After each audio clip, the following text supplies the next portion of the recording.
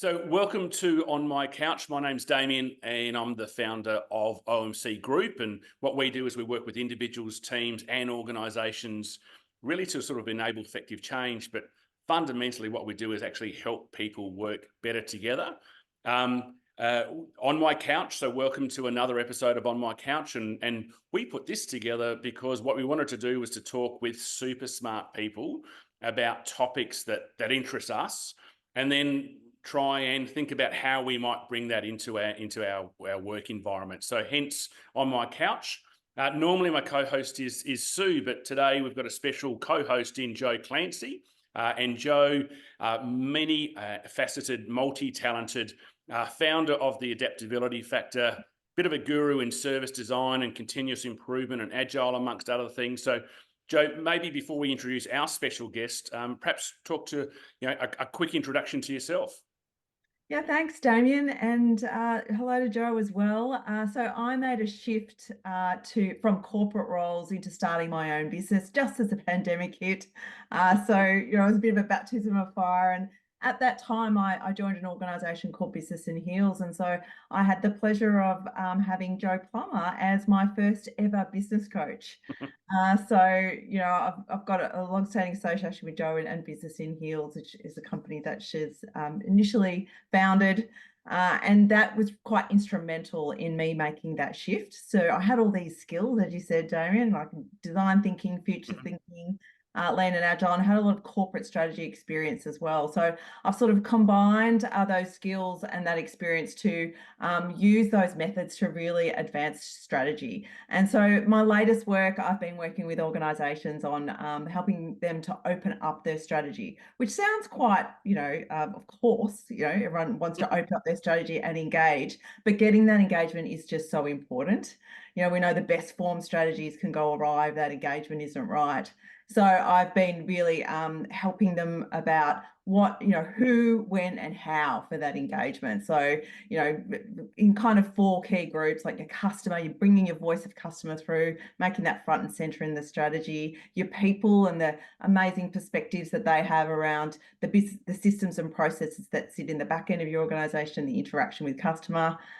Experts, how to really pull experts in at particular times to really help disrupt your own thinking, and of course, the important role of external suppliers and providers, that ecosystem in which often the services and products are evolved. So I think the big why of that, and why we often using those methods to engage, is really first of all, it helps shake the thinking up and bring that diversity of experience and diversity of thinking to create new ideas, novel approaches to strategy. And also, secondly, that it gets you execution ready. So, our contemporary ways of strategy, there's less of a distinction between formulating the strategy and executing the strategy. So I have really found that it gets using those methods, that means that we start executing the strategy and learning as we're also forming it. So, but we're here to hear from the other Joe as well. Yes. And thank you for that. And Joe, you've actually sat on both sides now, because you're one of our original guests on My Couch last year, I think it was, a year before last. So now you're on the other side, which is fantastic, and we've done some great work together as well. So really looking forward to having this conversation. You've had the opportunity to be coached by Joe Plummer. I've had the opportunity to do some work with Joe. So really enjoying, Yeah. really looking forward to this conversation. So. Um, what we normally do is we talk around leadership and culture and performance. So we're going to turn up the volume a little bit on that today, talking about performance. And Joe, in prep for this, I had a look through your career, and then after about 24 hours, I decided to stop. And because it's a very successful career, but suffice to say that you're a seasoned executive, and now a very successful chair and board person and deputy chair. I'm probably not doing you justice. Maybe tell us your story in a couple of minutes. Well, look, my story is not all that grand, really.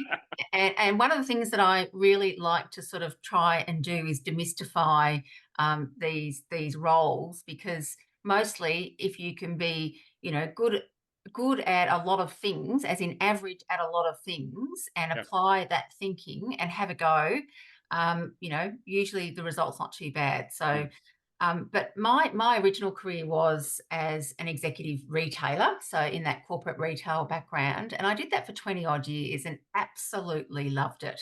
Mhm. It was back in the day where you did your own, you know, business planning, strategy, negotiation, marketing, logistics, you know, design, etc., etc. Traveled a lot, and just had the most fabulous time. It was certainly very hard work.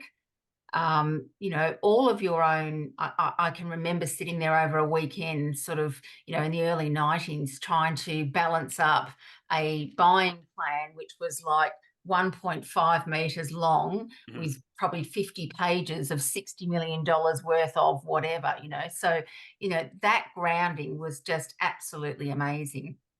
But after 20 years and sort of finishing an MBA and thinking, well, what's next for me? I'd fallen in love with strategy and business planning by that stage, and kind of had that epiphany that if I really wanted to shape the way organisations do things, Mm. and the impact that they have, that the best place to do that was from the boardroom. Um, so I thought, well, why not me? You know, so with that, founded Out of the Box Executive, Yep. and in the early days, you know, certainly did some strategy facilitation for corporates, but really wanted to get experience across that not-for-profit, government, small medium enterprise, as well as the large corporates. Yep. Uh, and so was able to do that. At the same time, did the AICD course 15 years ago, and I still have professional friends from that cohort. And in that 15 years, I've been on, I think, 12 boards, Mm. chaired 6 of them. And yeah, today, what that looks like is a hybrid of roles or a portfolio of roles. So I'm currently on 3 boards, and Out of the Box Executive does performance and evaluation reviews for boards themselves. I still do some executive mentoring from time to time and a little bit of the strategy stuff.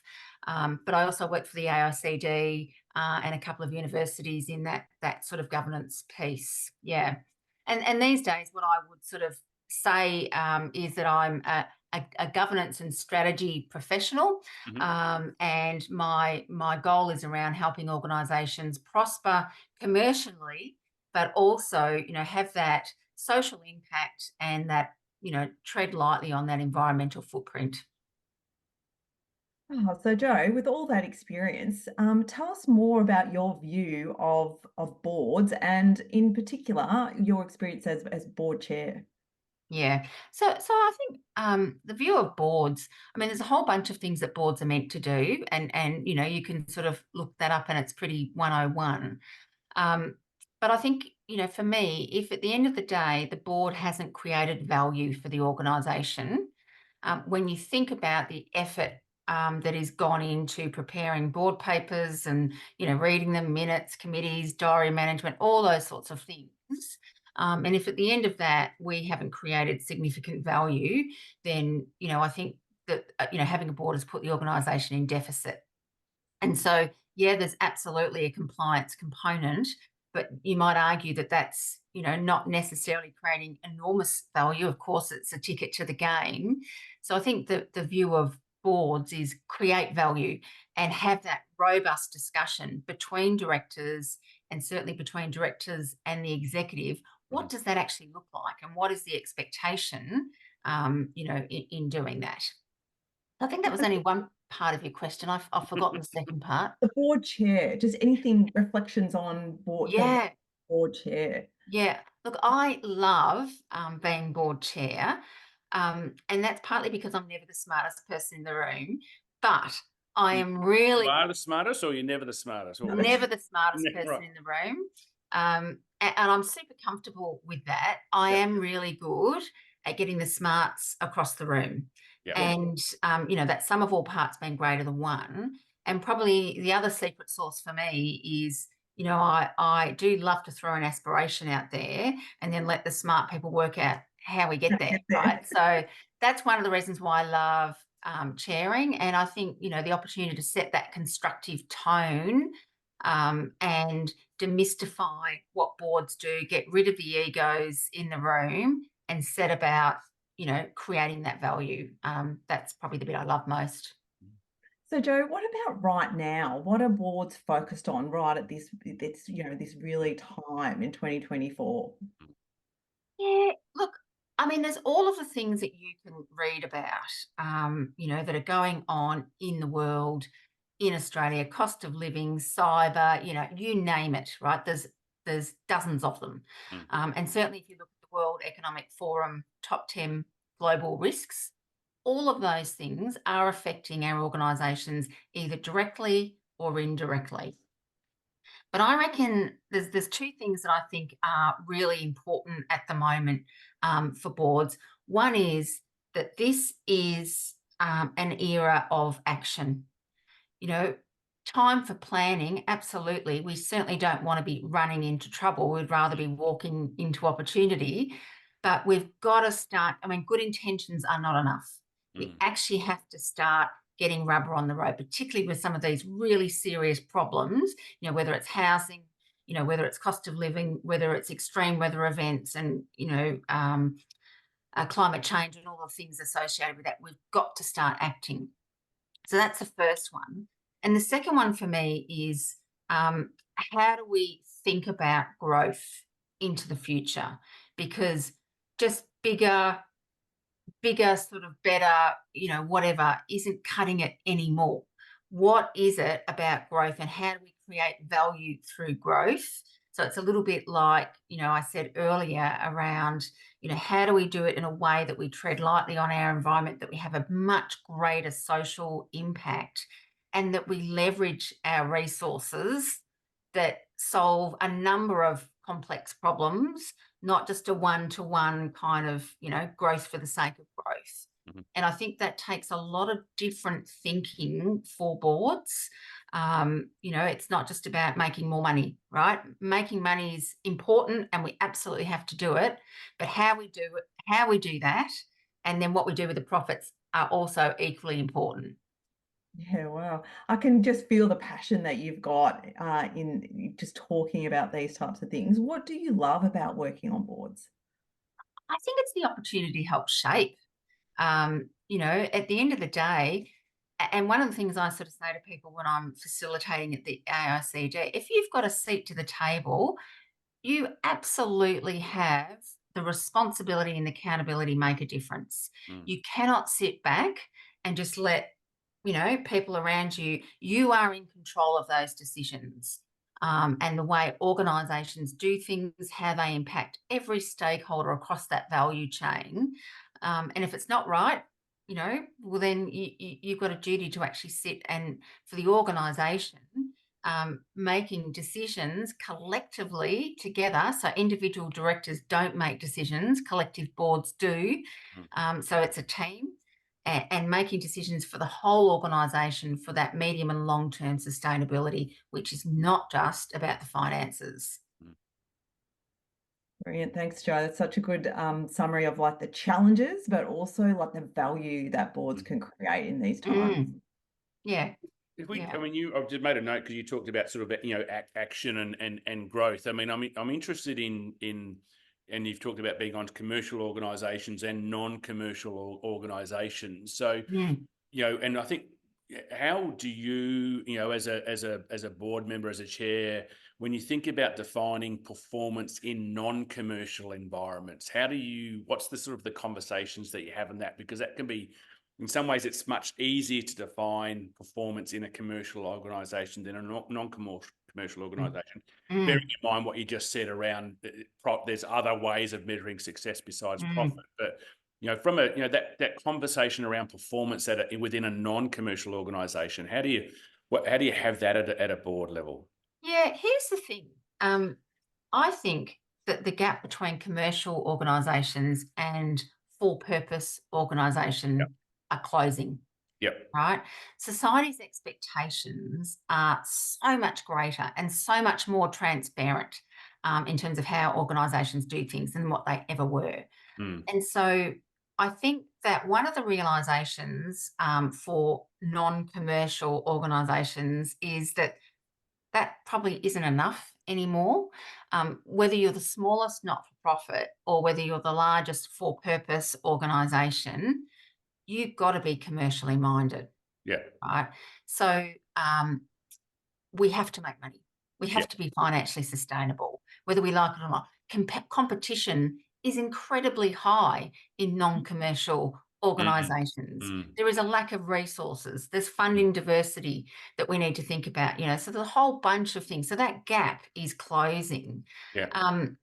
But, that said, the flip side is that commercial organisations are having to think about Mm, environment. They're having to think about governance and, the social impact that they're having.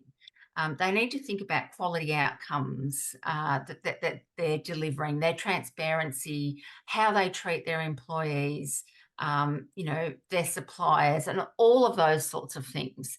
So you can see that the gap between the expectations of those things is closing all the time. mm, And interestingly, I mean, governments are usually slower to catch up, but our regulators are coming to the fore in these areas. So there's lots of ways to measure performance, mm. Yeah. and many of those are financial. But Mm. there are so many non-financial indicators, which, by the way, if you don't get right, will affect your financial outcome. I mean, just have a look at some of the really big companies now and what's going on Mm, and some of their faux pas. It's mm, not about not managing their financial outcomes. mm. It's about reputation, Yeah. right? And cyber, and actually the board doing due diligence and testing and challenging and not being complacent that Mm, has got them unstuck. yeah. So there's lots of ways that we should be focusing, and in particular when we look at audit and risk and those sorts of things from a Mm, board perspective, we have been so focused on thinking about the finance of the business. And of course, yes, that's important. So I'm not suggesting we don't do that, yeah. but you need to audit the other outcomes that your businesses are trying to achieve and how they are achieving those. Yeah. Because I can promise you, if you get that wrong, there'll be a very nasty surprise at the end of it. Yeah, which is sort of it leads into sort of a second part what I've been thinking about, and interesting to get your perspective that, and Joe and I have done some work with a, non-for-profit or non-commercial profit for purpose business. And sometimes you get that tension between, the need for efficiency and performance because of what you've just talked about in terms of competition and scarcity of resources. And so internally there needs to be drive for efficiency and performance. But then also you have that, the broader strategic sort of aspirations of the organization. And sometimes internally there can be a bit of initially a bit of a perception of tension between how do I deliver my purpose for the organization, but also become a efficient organization. What's the conversation you have at a board around that one? So I think it's been really clear on the vision, mission, and values of the Yeah. organisation, right? You've got to absolutely have clarity of purpose. And it is the board's role to make sure that that North Star, which I think, takes into account the strategic intent, the vision, the mission, the values, the purpose, the why, all of that, that's the North Star. Yeah. And then the board's role is to make sure that they put the guardrails to get there, right? Mhm. What can the organisation do? What are our tolerances of, risk and opportunity, and where will and won't we play? Yeah. Now, in terms of efficiency, there are finite resources, but I think one of the mistakes that organisations that don't think of themselves as commercial entities, or and personally, I think the term not-for-profit is the most unhelpful term ever. um, is thinking about ways in which they might resource up, not efficiency down. Because once you start trimming and doing those sort of things, you're on a spiral to nothing. Mm. Now, that's not to say that you shouldn't be prudent with your resources and be effective and efficient and all that sort of stuff. But the other challenge, I think, is that when we come from corporate and we've been centralised and we talk about, one to many and getting things being really consistent all the time, sometimes I think we need to stop and break down that thinking. For what purpose do we want to be efficient, and how? Can we add value? I mean, if it's being, efficient and effective and consistent around rules, Absolutely. No choice. We all have to do that. But actually, if it's around, different satellite groups providing different services with different types of thinking, maybe that's okay. And maybe that actually creates value in different ways, as well as opportunities to pluck the best from those different areas and spread them out when it's appropriate. So I think, efficient for what purpose, and what does efficiency actually mean in delivering your service? Yeah. Because it's not always what we thought of in big corporate land. Yeah, it's that some of that foundation of consistency, but personalization that customers are looking for. Yeah. So how Tailoring. do organizations get that right? Like, so that Mm. your vision and your values reflect how you can have a foundation of consistency, but personalized. Yeah. Take their customers' individual circumstances into account, be able A to good provide example. personalized service. Yes. Yeah, a good example, Joe, is in the water corporations, Yep. right? So there's 18 of them around Victoria. And that, we all have the mandate largely around delivering high quality water services and sewerage services, to our regions and our townships. But how we do that depends on, the makeup of our community, the things they value, Yeah. all of that sort of stuff. So in the Barwon region, our customers have told us they value the environment, they value helping people in hardship, et cetera, et cetera. So our purpose as an organisation is around enabling regional prosperity. Now that will be different in various parts of the state, but we're still delivering some of those core services that are the same, but the value pieces that we offer in and around that are different depending on our communities. Yeah. And then all those water corporations, they have different engagement with their regional partners. Yeah. So that all makes sense. Yeah. And Joe, when or Joe Clancy, or when Joe Plummer was talking, about that, the internal piece, I was also thinking about the work that we've done, and how do you balance the tension between, ownership and commitment to from an individual perspective, and you talk about the satellite approach, which aligns to client needs, but also that efficiency piece, and how do you balance the tension between I want my passion to deliver for my client, my service, with also the need for consistency? How do you tell that story internally? Yeah. So I think, passion's good, right? Yep. Absolutely. We need that. And, there certainly has to be, people have to play with the rules. There's no doubt about that. We've got to be legally compliant and all of those sorts of things. I think, one of the things that we still must do though, in amongst our passions and our beliefs and our assumptions and our biases, we still have to be data and evidence driven, right? So we need to think about how do we can put our passion in a constructive way forward, right? So that is, I guess, a really important piece in setting out what is the criteria, the guardrails. Yep. So what's the evidence, what's the data, what's the outcome we're after? And then absolutely, a passion go wild. Because that gives us motivation and drive and all of those sorts of things. Yeah. But you can take some of that emotion out by making sure you agree on what is that criteria, those guardrails, that, those things that sit around that in the first instance. Yeah. Right. So everyone's clear on what the rule book is, if you like. I don't like calling it that. But what are those guidelines that we're not going to cross, and what are those outcomes that we must achieve, and what are those compliance things that we have to consider? And then, tailor yourself away you go. It's interesting. I'll let Joe ask the next question, but a similar metaphor, and you've got to be careful because sometimes sport works with people, and some people are interested in sport, some are not. Yeah. But if you think about the most successful sports people, they have that are really innovative, is that they have a fundamental understanding about what the rules of the game are. Yeah. And it's that guidelines or rules of the game.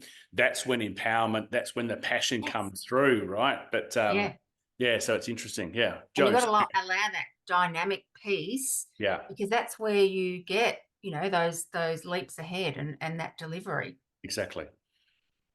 Well, so just sort of wrapping up that kind of topic now, Joe, what's your view of creating, profit earning businesses within a non-commercial business? So Love wrapping it. that, like combining like what you were talking about before about bringing them closer together. Yeah.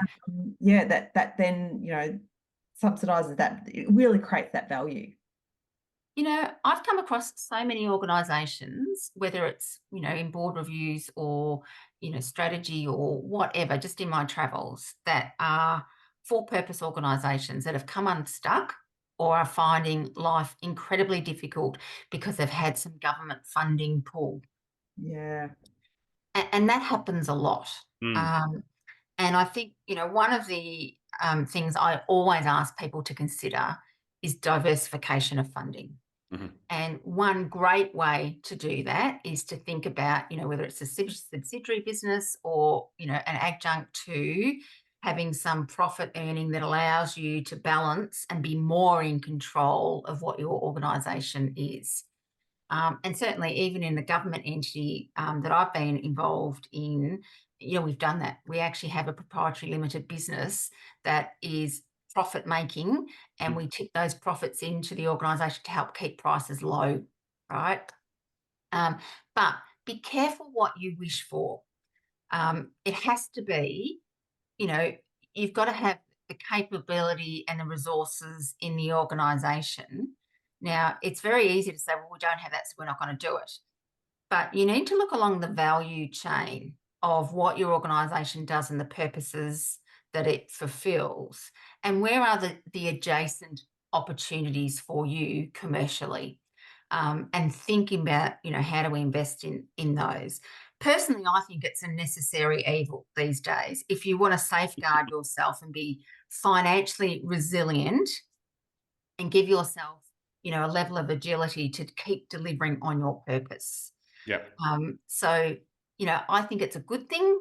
I think it has to be done very carefully and that you need to get the right smarts to the table, that it's set up appropriately, that you have the right governance, all of those sorts of things. But it can be a really helpful way for organisations to move forward and not only be less reliant on government funding, but also more in control of their purpose. So, one of the things I often see is when you're applying for funding and what have you, it might mean that you have to fulfill X, Y, Z criteria. And of course, that might take you away slightly from your Mm, purpose, right? Because you're trying to fit the funding piece mm. to suit. So, we also have to be careful about that as well. So great. Terrific. Good watch outs there. Yeah, thank you. Thank you. I'm curious now, we sort of opened this discussion talking about, and you used a phrase, specific phrase when you're talking about the board and you talked about them as a team. So I just wanted to shift the focus a little bit there in terms of, and that's a team means different things to different people, but how much emphasis when you're chair of a board, how much emphasis do you place on team dynamics? And then how much time do you allocate to thinking Mm, about team dynamics when you're actually as part of the board process? mm. Uh, it's enormous. Right. So, in my experience, and this is anecdotal, but I reckon there's probably about 20% of boards that are terrible, right? And that is largely not because they don't have smart thinking people around the table. It's because they've got a really poor dynamic. Mhm. Um, and I guess further to that, directors have to be able to show that they are delivering in on their fiduciary duties, Yeah. which means testing, challenging, leaning into, and all of those things.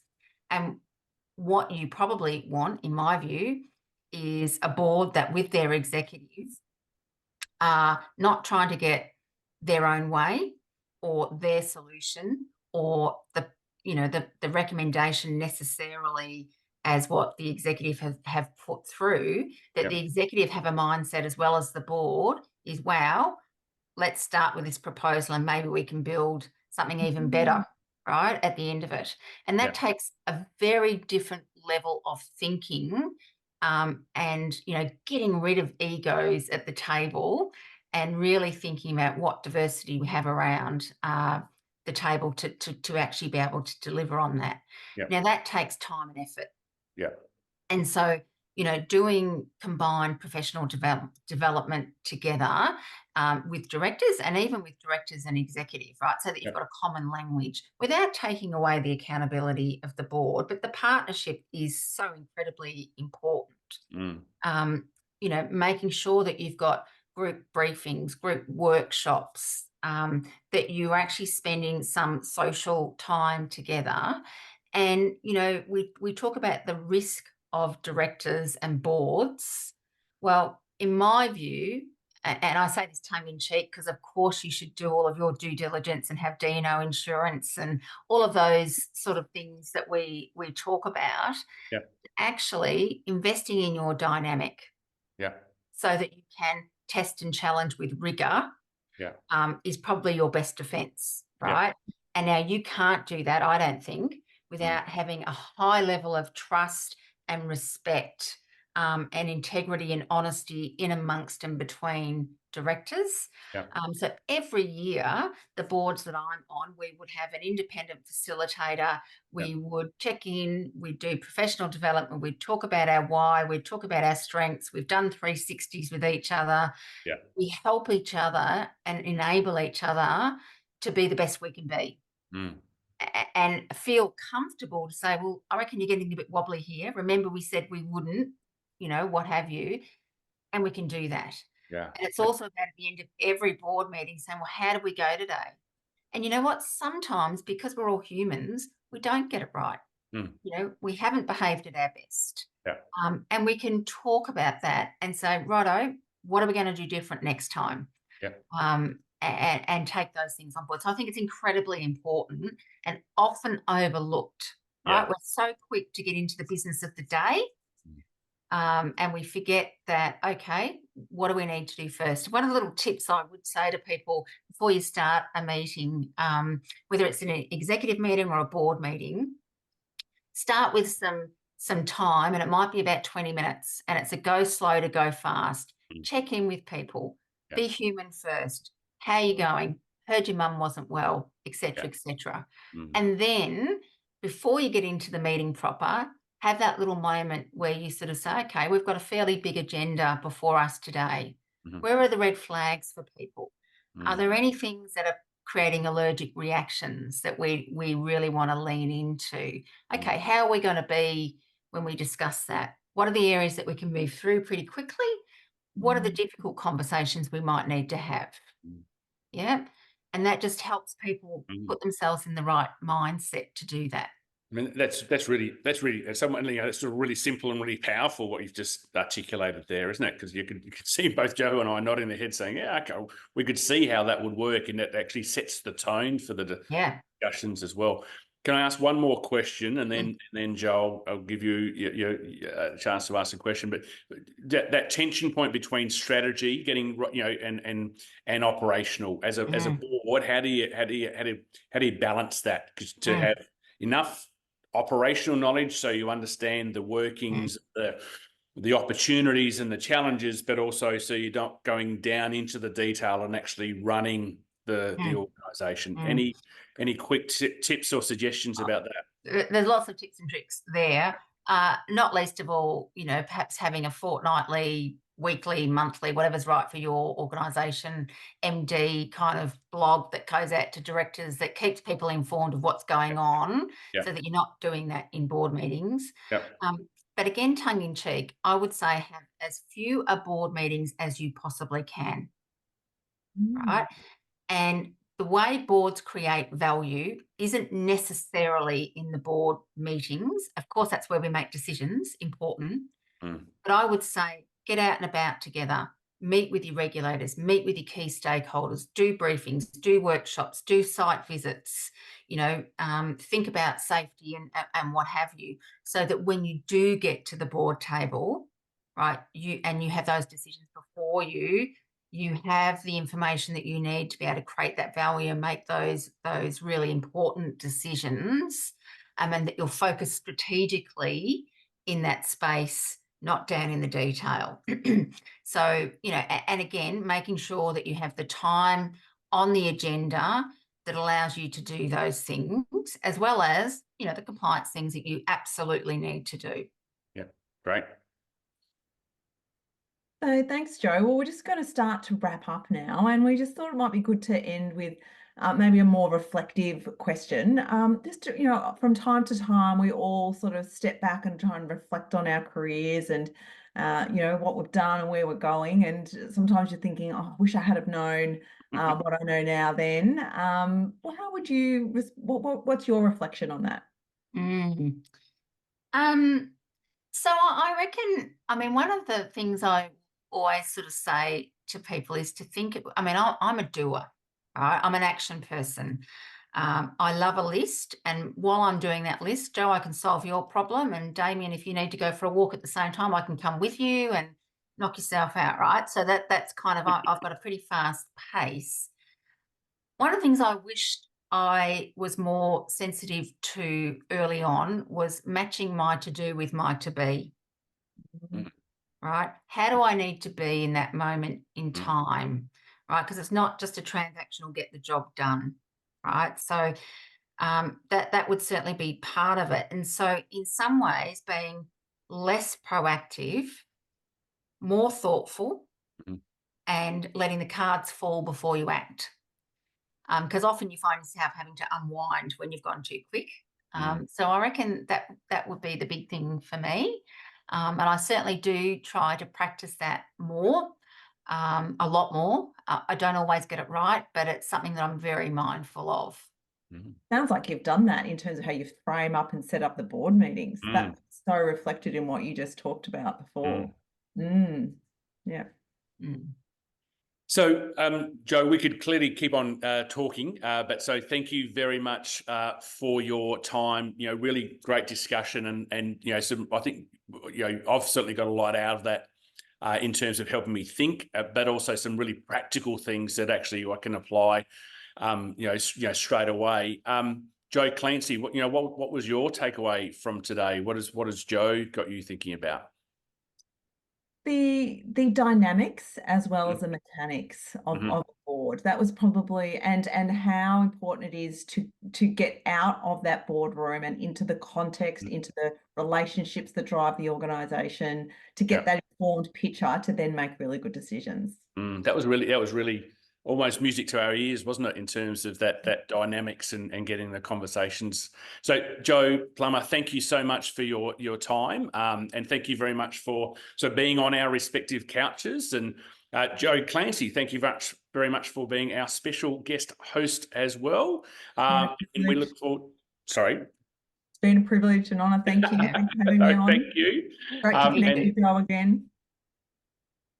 And Joe Plummer, thank you very much as well. We look forward to seeing you on our next version of On My Couch. So in the meantime, if you want to learn more about OMC Group, our website is omc-group.com.au. But otherwise, we wish you all the best. And Joe's, thank you very much. Pleasure. Thank you.